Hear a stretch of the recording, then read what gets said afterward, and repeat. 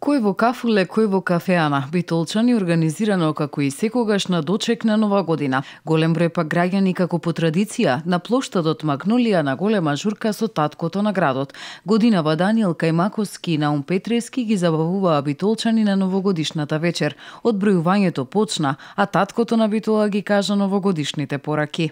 Ви ја честитам новата 2016 година и посакувам многу здравје, радост, успех на семеен личен план и успеси да ве следат во 2016. Се најубаво, а сега да добрасти имаш збор. А сега сите заедно почнуваме. 10, 9, 8, 7, 6, 5, 4, 3, 2, 1, среќна нова! Програмата започна на 28 декември со концертот на Камерниот оркестар. Продолжи до синоќа со детска програма, театарски представи и концерти.